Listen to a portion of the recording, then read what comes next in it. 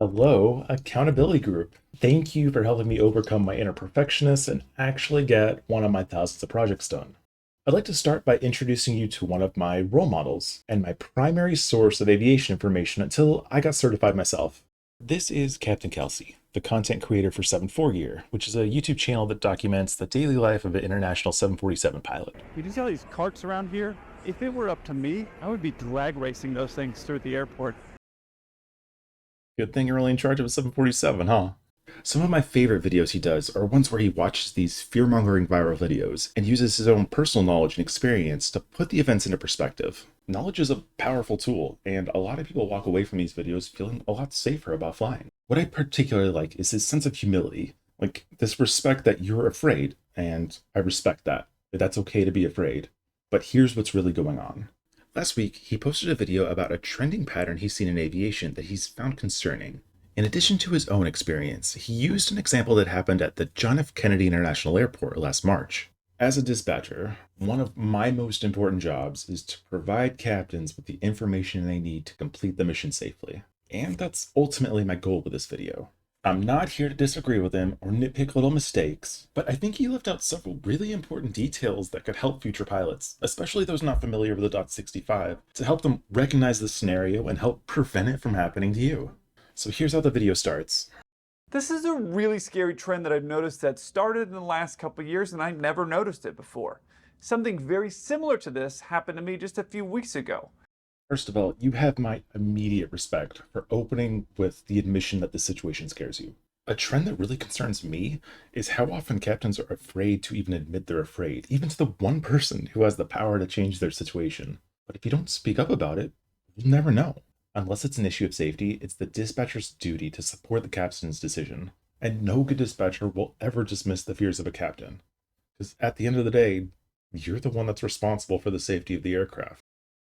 So this event occurred on March 18, 2024, around 18Z. Kennedy approach clears Flight 45 to land on 31 left. In the events that follow, the flight crew would decide to refuse the clearance and deviate for safety concerns. On this day, the entire eastern coast was experiencing a series of cold frontal passages. This resulted in steady-state winds out of the west-northwest at a sustained 10 to 15 knots, at times gusting into the 20s. Now, JFK has several different configurations it can use, depending on demand or weather, but due to the crosswind and tailwind limitations, the only practical runway configurations would be some combination of 31 left and 31 right. JFK generally prefers landing on the 4 and 22 runways because it puts less restriction on the other New York airports. John F. Kennedy, LaGuardia, and Newark all have to work together in the same airspace, and the New York TRACON operates as one giant elaborate mechanism. This is why JFK departures on 31 left have to flow counterclockwise back over the ocean. We'll come back to these charts a little bit later when they're more relevant, but keep them in the back of your mind for now. Kelsey starts his video when Delta 45 crosses the initial approach point, but I'm going to start about 2 minutes earlier to add some context to the scenario. At 1750Z, an Israel Airlines 787 is waiting to depart on 31 left. 3 separate arrivals are going to land before this opportunity comes. When it comes to runway separation, tower controllers have a very specific set of criteria that define what is and isn't considered safe. They are specific instructions mandated by the FAA that they must comply with. These times and distances are all listed in the .65, with considerations for visibility, including day versus night operations, different runway configurations, and aircraft type and wake turbulence. Today, JFK is on a simultaneous approach configuration, but there's always going to be variables involved, and that's why the safety margins exist. For example, this Endeavour flight is landing a bit ahead of its counterpart on 31 right due to a number of different variables, and it finally creates a gap large enough for the Israel Airlines Dreamliner to take off. Right behind them is the Citation, and this is where Kelsey's story begins. Kennedy Tower, Delta 45 Heavy, is that Zach? Delta 45 Heavy, Kennedy Tower, you're following a citation. There'll be a heavy Boeing 777 departure between you and that traffic. Caution wake turbulence. Wind 280 at 17, gust 21, runway 31 left, cleared to land. 31 left, clear to land, Delta 45 Heavy. So at this point, all pilots on frequency should be aware of the plan. The Citation will land, and then the 777 will depart, and then Delta 45 will land. Delta 45 Heavy, Kennedy Tower, you're following a citation. There'll be a heavy Boeing 777 departure between you and that traffic. Caution wake turbulence. And this decision is made when Delta 45 is still 11 miles out. Based on current positions and speeds, this series of events is within the FAA's margins of safety. If it wasn't, like we just saw, Tower would wait to clear the Air India 777 until there was a sufficient gap. So what happened? Well, our first variable happens just after this last transmission. About 2 miles out, the citation's ground speed drops by about 20 knots. Now, there's nothing wrong with this. Every pilot should do what they need to do to create a safe and stable approach. But there's a significant difference between how a GA pilot and an airline pilot will go about doing this. A Part 121 pilot following their company's standard procedures will usually have gear down and flaps set about 3 to 5 miles before reaching the runway threshold. The approach speed that pilot chooses to use can still vary based on landing weight or flap setting or a bunch of other variables, but whatever speed is chosen will be consistent for the final 3 to 5 miles of the flight. On the other hand, GA pilots and private jets that aren't bound by company standards are much more difficult to predict. So far, the citation's held a fairly consistent final approach speed, so a 20-knot drop at this point is not a big deal, but it means that the space between the citation and Delta 45 is now closing even faster than before, and the tower controller has to respond to fix the situation. Delta 45 Heavy, reduce the final approach speed. Load of final, 45 AI. And here's where we find the second hazard that led to this eventual go-around. Now, the controller has issued a request, and Delta 45 responds, but listen to the phraseology that's used. Delta 45 Heavy, reduce the final approach speed. Load of final, 45 AI.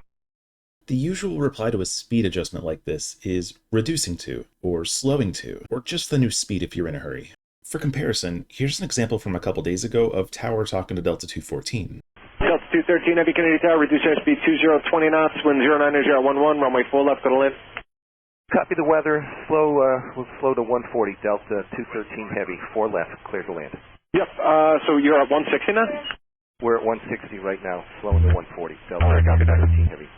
In this example, the controller and the pilot are both using actual airspeed numbers to prevent a miscommunication. Now, this wasn't exactly a calm day at JFK, but the controller still takes the time to confirm the indicated airspeed since the radar can really only tell you the ground speed. 7-4 Gear does a great job of explaining what the final approach speed is and what goes into it in his video, and it's better than I could do because I'm not a pilot. When air traffic control says slow to your final approach speed or slow down to your slowest practical or some version of that, what they're trying to do is create some separation between you and the plane in front of you.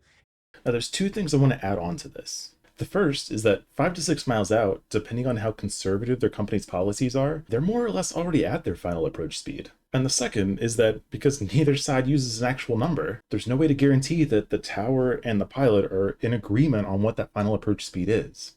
And this miscommunication is hazard number 2.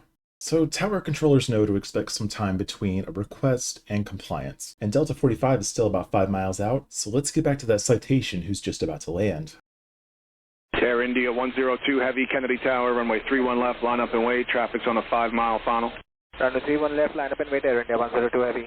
The phrase line up and wait is a specific term used by ATC to request that a pilot move the aircraft onto the runway and position it so that they're ready for immediate departure as soon as takeoff clearance can be given. The FAA has very concise guidelines about when line up and wait can be used and when it can't. There's weather minimums, the airport has to be equipped with a safety logic system, the tower has to be able to physically see it. There's a whole laundry list of safety items, all laid out in the .65. So, this is as far as I've gotten so far, but it's my mom's birthday tomorrow and I gotta catch a flight, so I should probably go to sleep. I don't know if you're going to see this yourself or if you outsource that kind of thing, but in case it is you that's watching this, thank you for everything. You've always had a way of explaining things in a way so they're not so terrifying, and if that's still your goal, I'd like to take a serious minute here to talk about why I was so compelled to make this.